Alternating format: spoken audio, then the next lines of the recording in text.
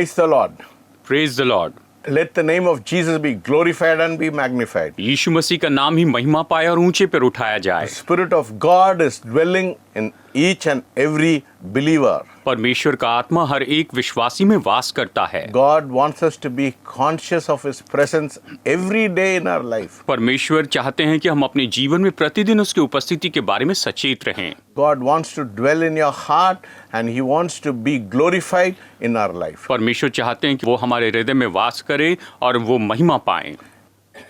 In every Christian's life, the presence of God is very important. हर एक मसीह विश्वासी के जीवन में परमेश्वर की उपस्थिति बहुत ही महत्वपूर्ण है. Every day you wake up, हर एक दिन जब आप जागते हैं, it's a beginning of a new day. ये तो एक नए दिन की शुरुआत है. I've never been 68 years old before. मैं इसके पहले कभी भी 68 साल का नहीं था. I'm enjoying it. मैं इसका आनंद उठा रहा हूँ. Praise God. परमेश्वर की स्तुति हो. Thank you, Jesus. धन्यवाद यीशु. God wants us to be a God inside minded person. परमेश्वर चाहते हैं कि हम परमेश्वर को अपने अंदर रखने वाली मानसिकता वाले लोग हो जाएं. It's wonderfully important to become a God inside minded person. परमेश्वर हमारे अंदर है, इस तरह की मानसिकता रखने वाले होना सच में बहुत ही This is अच्छी where बात He है. lives. यहीं पर तो वो वास He करते does हैं. not live there. वो वहाँ कहीं वास नहीं He does करते. not live there. वो यहाँ पर भी वास नहीं He does करते. not live there. वो वहाँ पर भी वास नहीं करते. Lives right inside your heart. वो आपके हृदय में वास करते हैं. If you know Jesus Christ as the personal Savior अगर आप यीशु मसीह को अपने व्यक्तिगत उद्धारकर्ता के रूप में जानते हैं and you are baptized with the Holy Spirit, और अगर आपने पवित्र आत्मा का बपतिस्मा पाया है, as Jesus said to Nicodemus, हाँ, यीशु ने निकोदेमुस से कहा, said, unless a person be born again, they cannot see the kingdom of God. उससे कहा कि जब तक कोई मनुष्य नया जन्म न पाए वो परमेश्वर के राज्य को नहीं देख सकता है. Yes, we have to be born in water and in the Spirit to be in the kingdom of God. परमेश्वर के राज्य में होने के लिए हमें पानी में और आत्मा में बपतिस्मा लेना जरूरी है. Because that which is of the flesh is the flesh, and that is which is of the Spirit is the Spirit. क्योंकि जो शरीर से जन्मा है वो शरीर है और जो आत्मा से जन्मा है वो आत्मा है. Yes. As you inquire of the Lord, जैसे कि आप प्रभु से पूछते हैं, He is not there, He is right inside your heart. वो वहाँ ऊपर नहीं, लेकिन वो तो आपके हृदय में है. Not some place outside. बाहर किसी स्थान पर नहीं, He is right inside your heart. वो आपके हृदय में है. Yes, your spirit, not your blood pump, but your spirit.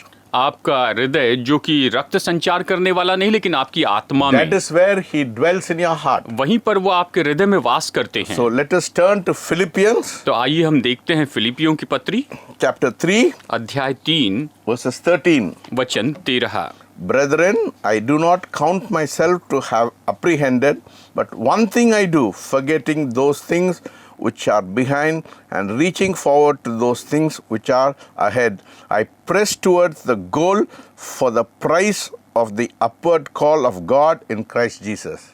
हे भाइयों, मेरी भावना ये नहीं कि मैं पकड़ चुका हूँ, परंतु केवल ये एक काम करता हूँ कि जो बातें पीछे रह गई हैं उनको भूलकर आगे की बातों की ओर आगे बढ़ता हूँ, निशाने की ओर दौड़ा चला जाता हूँ, ताकि वो इनाम पाऊँ जिसके लिए परमेश्वर ने मुझे मसीह यीशु में ऊपर बुलाया है. That is where we press in. और वहीं पर तो हम आगे बढ़ते चले जाते हैं. God wants us to press into Him. परमेश्वर चाहते हैं कि हम उसकी ओर आगे बढ़ते चले The जाएं. woman with the issue of blood, वो स्त्री जिसे लहू बहने की बीमारी थी, she pressed in. वो आगे बढ़ती गई. She knew that unless and until she pressed in, she cannot see a miracle in her life. वो इस बात को जानती थी कि जब तक कि वो आगे नहीं बढ़ेगी वो अपने जीवन में कोई चमत्कार नहीं देख You know, पाएगी. during those days, a person with the issue of blood cannot come in public. उन दिनों में जिस व्यक्ति को लहू बहने की बीमारी है वो सामान्य लोगों के बीच में नहीं आ सकता था. She pushed in because she wanted to see a miracle in her life. वो तो आगे बढ़ती चली गई, उस भीड़ में आई क्योंकि वो अपने जीवन में चमत्कार देखना She चाहती knew थी. she would be in trouble. वो जानती थी वो बड़ी परेशानी में फंस जाएगी, Yes, but she pressed in to see a miracle in her life. लेकिन वो अपने जीवन में चमत्कार देखने के लिए आगे बढ़ती चली I गई. want to go right in to the first chapter of Genesis. मैं चाहता हूँ कि उत्पत्ति अध्याय 1 में हम आगे बढ़ें.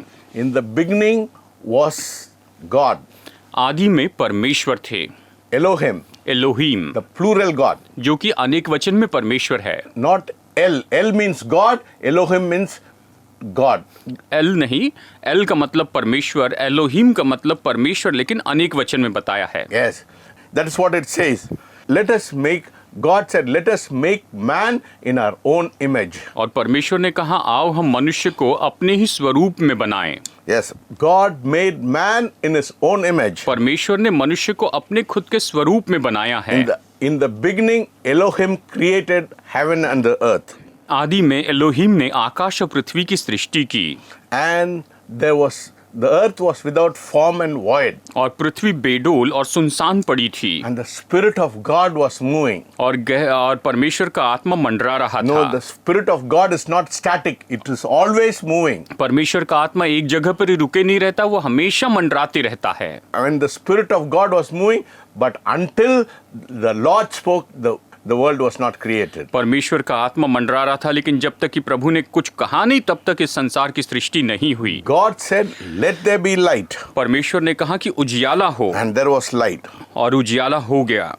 The Spirit of God was moving on the face of the earth. परमेश्वर का आत्मा इस पृथ्वी के ऊपर मंडरा रहा था। Yes, nothing happened when he moved. और जब वो मंडरा रहा था तब तो कुछ भी नहीं हुआ। Until the Lord spoke, things happened. और जब परमेश्वर ने कहा तभी सब कुछ बना।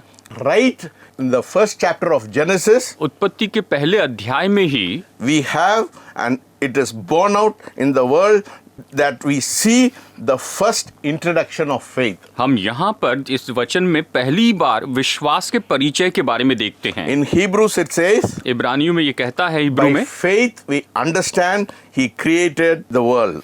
विश्वास ही से हम जानते हैं कि उसने संसार की सृष्टि की है। So here is the first introduction of faith in the Bible. यहाँ पर बाइबल में विश्वास के बारे में ये सबसे पहला परिचय दिया गया है। And he was moving on the face of the earth. और वो इस पृथ्वी के ऊपर मंडरा रहा था। And God said, let it come to pass. और परमेश्वर ने कहा कि ऐसे हो जाए। So not only the spirit of faith was introduced in Genesis, but also the spirit of power was introduced in the first chapter of Genesis. तो उत्पत्ति में केवल विश्वास का ही परिचय नहीं दिया गया, लेकिन सामर्थ की आत्मा का भी परिचय यहाँ पर उत्पत्ति अध्याय 1 में दिया गया है। Yes, it was 4 days after the sun and the earth and the moon was created. और फिर उसके 4 दिन के बाद में सूर्य और चांद को बनाया गया। So it was the speed of light. ये तो ज्योति यानी लाइट, प्रकाश की रफ्तार Which थी। was 1,86,000 per second. और ये तो 1,86,000 किलोमीटर जो है पर सेकंड की है। Yes, in 24 hours, 24 घंटे में 16 billion, 16 billion, 94 million, 94 million, 764,000, 764,000 and 800 miles और 800 मील of universe was created. वो जो है ये यूनिवर्स बनाया गया। And that is the Spirit of God is planning your life and my life. और वही परमेश्वर का आत्मा आपके और मेरे जीवन के लिए योजना बनाता है। He is planning this 2025, that the same God who created the whole earth in 24 hours is planning your life and my life. वही परमेश्वर जिसने इस पूरी दुनिया को 24 घंटे के लिए इस तरीके से बनाया है, वही आपके और मेरे जीवन के लिए योजना बना रहे हैं। And the word of God says, और परमेश्वर का वचन कहता है, before the foundation of the world, जगत की उत्पत्ति के पहले से, praise God, परमेश्वर की स्तुति हो, the plan is there. योजना वहां पर है। And it's a wonderful plan. और ये अद्भुत योजना है। You know, once I heard the audible voice of God speaking to me. एक बार मैंने परमेश्वर की सुनी जाने वाली आवाज सुनी, जो कि मैं सुन पा रहा था। But the inward voice, एक भीतरी आवाज है। you can always hear the inward voice of God if you train yourself to hear His voice. आप अपने भीतरी आवाज को हमेशा उसकी आवाज सुनने के लिए अगर ट्रेन करें तो आप उसकी आवाज सुन सकते हैं। You have to train your mind to listen to the voice of God. आपको अपने मन को ट्रेन करना होगा कि आप परमेश्वर की आवाज को सुन सकें। In the Proverbs chapter 4 verses 20 it says, incline your ears to the voice of God. नीति वचन अध्याय 4 वचन 20 में कहता है कि परमेश्वर की वचन सुनने के लिए, उसकी बात सुनने के लिए अपने कान लगा। He said, He is making a plan in your life. उसने कहा वो आपके जीवन में एक योजना बना रहे हैं। And sometimes we ask God to bless the plan. और कई बार हम परमेश्वर से मांगते हैं कि परमेश्वर इस योजना पर आशीष But दीजिए, God says, लेकिन परमेश्वर कहते I हैं have already blessed the plan. मैंने पहले ही योजना को आशीष दी है। Yes, already, even from the foundation of the world, God's plan is already blessed. पर जगत की उत्पत्ति के पहले से ही परमेश्वर की योजना तो पहले से ही आशीषित है। You'll find out that God has already blessed the plan. आप पाएंगे कि परमेश्वर ने पहले से इस योजना को आशीष दे दी है। Yes, let us go from here to John chapter 13. तो आइए यहाँ से हम यूहन्ना अध्याय 13 में चलते हैं। Here we have a full account of the Passover. यहाँ पर फसह के बारे में पूरी तरह से लिखा गया है। This was the last Passover meal Jesus had with his disciples. और ये तो आखिरी फसह का भोजन था जो यीशु ने अपने चेलों के साथ खाया Yes, था। before he went to the cross, he had the last Passover meal with his disciples. और क्रूस पर जाने के पहले उसने अपने चेलों के साथ ये फसह का पर्व खाया था। This Passover meal changed everything. It changed heaven and earth. और ये जो फसह का जो भोजन था इसने सब कुछ बदल दिया, इसने आकाश और पृथ्वी को बदल दिया। And we learn so much from this chapter. और इस अध्याय से हम बहुत कुछ सीख सकते हैं। And we find out that he began here before the feast of the Passover. और हम यहाँ पर देखते हैं कि उसने फसह के शुरुआत के उसके पर्व के पहले ये शुरू किया। Jesus knew that he had to depart from the world. और यीशु जानते थे कि उसे इस संसार से जाना होगा। But his disciples did not know it. लेकिन उसके चेले इसे नहीं जानते थे। Then after that he washed the feet of his disciples. और फिर उसके बाद में उसने अपने चेलों के पैर धोए, indicating that he was the servant and he was here to serve people. और ये दिखाते हुए कि वो तो एक सेवक है और वो तो लोगों की सेवा करने के लिए आए हैं। It is precious. He said, look in the chapter 16 verses 7 and 11 he says, वचन अध्याय 16 वचन 7 और 11 में वो कहते हैं। let us read. Can you read it please? आइए हम पढ़ते हैं यूहन्ना अध्याय 16 वचन 7 से 11 तक। तो भी मैं तुमसे सच कहता हूँ कि मेरा जाना तुम्हारे लिए अच्छा है, क्योंकि यदि मैं न जाऊँ तो वो सहायक तुम्हारे पास न आएगा, परंतु यदि मैं जाऊँगा तो उसे तुम्हारे पास भेजूँगा। वो आकर संसार को पाप और धार्मिकता और न्याय के विषय में निरुत्तर करेगा। पाप के विषय में इसलिए कि वे मुझ पर विश्वास नहीं करते, और धार्मिकता के विषय में इसलिए कि मैं पिता के पास जाता हूँ और तुम मुझे फिर न देखोगे। न्याय के विषय में इसलिए कि संसार का सरदार दोषी ठहराया गया है। Okay. So Jesus said it is here to the advantage of the disciples that he had to go out. He had to depart. यहाँ पर यीशु कहते हैं कि मेरा जाना तुम्हारे लिए अच्छा है, Because if he doesn't depart, the helper will not come. क्योंकि यदि वो नहीं जाएंगे तो सहायक नहीं आएगा। Yes, it was very necessary for Jesus to depart so that the helper should come into this world. और ये बहुत ही जरूरी था कि यीशु जाए ताकि इस संसार में वो सहायक आ सके। You know, we have the old covenant, the prophets, and the old covenant and the prophets. अब देखिए हमारे पास पुरानी वाचा और भविष्यवक्ता है। Yes, we have in the old covenant the law and the prophet. देखिए पुरानी वाचा में व्यवस्था और भविष्यवक्ता है, But in the new covenant, लेकिन नई वाचा में there is one sin which makes people, they cannot go to heaven if they don't believe on Jesus. और देखिए नई वाचा में बस एक ही पाप है, और वो ये है कि अगर वो यीशु पर विश्वास नहीं करते हैं तो वो स्वर्ग में नहीं जा सकते हैं। That is what it says in verses 9 of sin because they do not believe in me. Yes, if you do not believe, then you're done in this life. और 9 वचन 9 यही कहता है पाप के विषय में इसलिए कि वे मुझ पर विश्वास नहीं करते। अगर आप उस पर विश्वास नहीं करेंगे तो आप स्वर्ग में नहीं जाएंगे। Jesus took all our sins. यीशु ने हमारे सारे पापों को उठा लिया। Yes, everything was done for us. हमारे लिए सब कुछ कर दिया गया। Only thing which mattered was if you do not believe on the Lord Jesus Christ, you cannot reach heaven. और बस एक ही बात मायने रखती है, अगर आप प्रभु यीशु मसीह पर विश्वास नहीं करते हैं तो आप स्वर्ग में नहीं जा सकते। Peter says he bore our sins and by his stripes we were healed. और पत्रस में यहाँ पर इस तरह से लिखा गया है कि उसने हमारे पापों को उठा लिया और उसने जो कोड़े खाए उससे हम चंगे हुए हैं। His own body was on the tree that we being dead to sin shall be unto righteousness. और ये कहता है कि उसके जो पूरा शरीर जो क्रूस पे चढ़ाया गया, वो कहता है कि हम यहाँ पर पाप के लिए मरते हैं लेकिन धार्मिकता के लिए जी उठते हैं। In Galatians it says he was made a curse so that we may come into the blessings of Abraham. Galati में ये कहता है कि वो श्राप बन गया ताकि हम अब्राहम की आशीष प्राप्त कर Therefore, सकें। we are redeemed from the curse of the law. और इसीलिए हम व्यवस्था के श्राप से छुड़ाए गए हैं। You know, some people may ask us, what are we redeemed from? कई बार लोग हमसे ये पूछते हैं कि हम किससे छुड़ाए गए हैं। Some people may say from sin. कुछ लोग शायद कहें कि पाप से, But is it a correct answer? लेकिन क्या ये सही उत्तर है? The Bible says we are redeemed from the curse of the law. Bible कहती है कि हम तो व्यवस्था के श्राप से छुड़ाए गए हैं। Yes, you can find this in Deuteronomy chapter that we are redeemed from the curse of the law. आप इसे व्यवस्था विवरण में देख सकते हैं कि हम तो व्यवस्था के श्राप से छुड़ाए गए हैं। It is not only the curse, but also there is the blessing of Abraham. ये केवल आपके श्राप ही दूर करना नहीं, लेकिन साथ साथ में अब्राहम की आशीष भी है। Let us also look into Romans 8 chapter verses 11. It says, if the same spirit that raised Jesus from the dead will quicken your mortal bodies. Romeo 8:11 में भी हम पढ़ते हैं कि वही आत्मा जिसने यीशु को मुर्दों में से जिलाया वो तुम्हारे मरणहार देह को जीवित करेगा। Yes, it was the same spirit which raised Jesus from the dead is dwelling in our bodies. वही आत्मा जिसने यीशु को मुर्दों में से जीवित किया वही तो हमारी देह में वास करता है। You know, people did not kill Jesus लोगों ने यीशु को नहीं मारा because Jesus said, I have the right to give my life or to take my life. यीशु ने कहा मेरे पास पूरा अधिकार है कि मैं अपने प्राणों को दूं और अपने प्राणों को वापस ले लूं। You know, if you look into the word of God, अगर आप परमेश्वर के वचन में देखेंगे, the word of God says the Pilate was surprised that Jesus died very soon. और वचन कहता है कि यीशु बहुत ही जल्दी मर गए। इस बात को देखकर पिलातुस हैरान हो गया, Because the word of God says Jesus gave his spirit. He gave up his spirit. क्योंकि परमेश्वर का वचन कहता है कि यीशु ने अपनी आत्मा त्याग दी।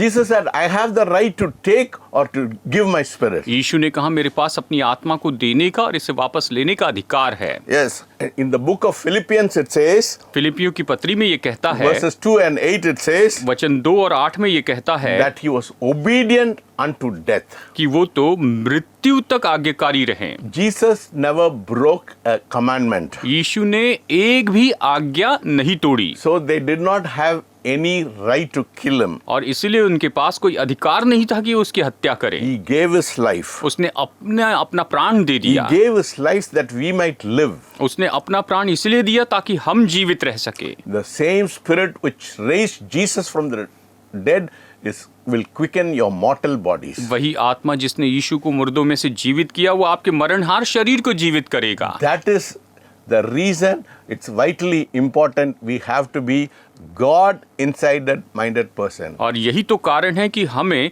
परमेश्वर हमारे अंदर इस तरह की मानसिकता रखने वाला व्यक्ति बनना है। The Bible says बाइबल कहती है you're the temple of the Holy Spirit. कि आप पवित्र आत्मा के मंदिर हैं The Spirit of God dwells in you. और परमेश्वर का आत्मा आप में वास करता The है। more conscious you are about the Spirit of God who lives in you, you'll become God inside minded person. जितना ज्यादा आप इस बात के बारे में सचेत होंगे कि परमेश्वर का आत्मा आप में वास करता है, उतना ज्यादा परमेश्वर आपके भीतर इस तरह की मानसिकता रखते Yes, जाएंगे। you have to think him here. आपको यहाँ पर ये सोचना है। Every day you have to know that he is living inside your heart. हर एक दिन आपको ये जानना है कि वो तो आपके हृदय में रहते हैं। Yes, you have to talk with him. आपको उससे बातें करनी You have चाहिए। to fellowship with him. आपको उसके साथ संगति रखनी चाहिए। You have to practice his presence in your life. आपके जीवन में उसकी उपस्थिति का आपका अभ्यास करना You होगा। have to talk to him and you have to listen to him. आपको उससे बातें करनी होगी, आपको उसकी सुननी होगी। If you want to see any miracle in your life, अगर आपको अपने जीवन में कोई चमत्कार देखना है, you want to see the power of God being released in your life, अगर आप देखना चाहते हैं कि परमेश्वर की सामर्थ आपके जीवन में खोली जा रही है, yes, then we have to be a God inside minded person. तो फिर निश्चय ही हमें परमेश्वर हमारे अंदर वास करते हैं इस तरह की मानसिकता रखने वाला व्यक्ति बन जाना है। If you want to see great things happening in your life, अगर आप अपने जीवन में महान बातों को होते हुए देखना चाहते there हैं, should be a prayer of agreement in your life. तो आपके जीवन में सहमति की प्रार्थना होनी चाहिए। In Matthew says, if 2 or 3 people come together, मत्ती में कहा गया है कि यदि 2 या 3 मेरे नाम से एक साथ जमा होते हैं, I am in the midst of तो them. मैं उनके मध्य में आता हूँ। Yes. Every time we have to be sensitive about the power of God. हर समय हमें परमेश्वर की सामर्थ के बारे में सचेत होना चाहिए। Yes, we have to submit ourselves to the Spirit of God. हमें अपने आप को परमेश्वर की आत्मा के अधीन कर देना है। In James it says, याकूब में ये कहता है, when you draw nigh to God, God will draw nigh to you. जब आप परमेश्वर के निकट आएंगे तो परमेश्वर आपके निकट आएगा। In the name of Jesus, you can command and you can have victory over your life. यीशु मसीह के नाम में आप आज्ञा दे सकते हैं और अपने जीवन में आप विजय प्राप्त कर सकते When हैं। can you do it? आप इसे कब कर सकते हैं? When you are conscious about the presence of God who is dwelling inside your heart. जब आप उस परमेश्वर की उपस्थिति के बारे में सचेत होते हैं जो आपके अंदर वास करता है। Everyone should be a person, God insided minded person. हर एक व्यक्ति को इस मानसिकता का होना है कि परमेश्वर उसके अंदर वास करता है। Jesus never did anything wrong. यीशु ने कभी कोई गलती नहीं की, Why can't we be like Jesus? तो क्यों ना हम यीशु के जैसे हो You know, जाएं? I like a wonderful song which talks about Jesus. मुझे ये अद्भुत गीत पसंद है जो यीशु के बारे में बताता है। It says to be like Jesus, ये कहता है कि यीशु के जैसे हो जाएं, not in a measure, नाप में नहीं but in His fullness. लेकिन उसकी परिपूर्णता में। Every day we have to carry the presence of Jesus. हर एक दिन हमें यीशु की उपस्थिति को लेकर चलना है। When you're God insided minded person, जब आप इस मानसिकता के होते हैं कि परमेश्वर आपके अंदर हैं, you will carry the presence of God. तो आप परमेश्वर की उपस्थिति को लेकर You'll चलेंगे। be a different person. आप एक अलग व्यक्ति हो You'll be जाएंगे, a victorious person. आप विजयी व्यक्ति हो जाएंगे Many signs and wonders will happen in your life. और आपके जीवन में बहुत से चिन्ह और चमत्कार होंगे। God wants to touch you this morning, my friend. मेरे दोस्तों, आज सुबह परमेश्वर आपको छू लेना चाहते हैं। Be a God insided minded person. आप परमेश्वर आपके अंदर है इस तरह की मानसिकता के व्यक्ति हो जाएं। That will transform your life. यह आपके जीवन को बदल देगा। It will bring great fruit in your life. यह आपके जीवन में महान फल लेकर आएगा। Power of God will rest upon your life. परमेश्वर की सामर्थ आपके ऊपर वास करेगी। Yes, the Spirit of God will always be moving on your life. परमेश्वर का आत्मा हमेशा आपके जीवन में काम करेगा। Let us pray. आइए प्रार्थना करते Lord, हैं। we thank you and we praise you this morning, Lord. प्रभु, इस समय हम आज इस सुबह के समय आपको धन्यवाद देते हैं, आपकी What स्तुति a करते हैं। wonderful Savior you are, आप Lord. सच में कितने अद्भुत उद्धारक हैं प्रभु। In the old covenant, you are living in the tabernacle. और पुरानी वाचा में तो आप तंबू में रहते थे, But in the new covenant, Lord, लेकिन नई वाचा में प्रभु you are dwelling in our hearts.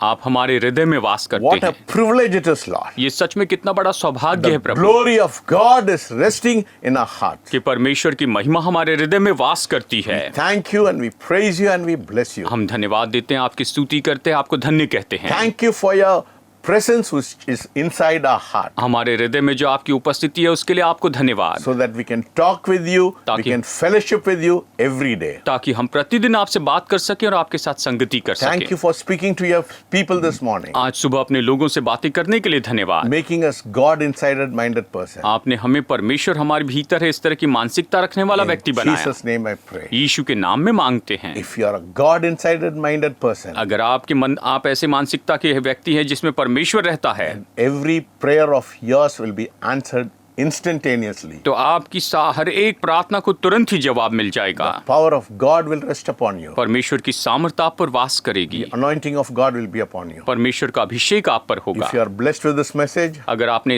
इस संदेश से आशीष पाई है you can call on us. तो आप हमें फोन कर सकते हैं। The prayer line is in front of your screen. Prayer number अभी इस समय स्क्रीन पर दिया गया है। You can call us anytime. आप हमें किसी भी समय फोन कर There are सकते prayer हैं। warriors who will be praying for you. प्रार्थना योद्धा आपके लिए प्रार्थना करते रहेंगे। We love you. हम आपसे प्रेम करते हैं। We are concerned about your life. हमें आपके जीवन की परवाह है। God will bless you. परमेश्वर आपको आशीष देंगे। Amen. आमीन।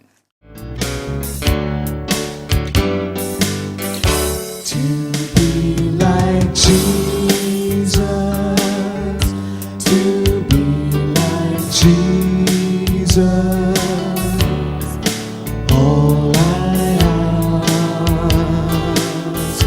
to be like Him, all to life's journey, from earth to glory. All I ask, to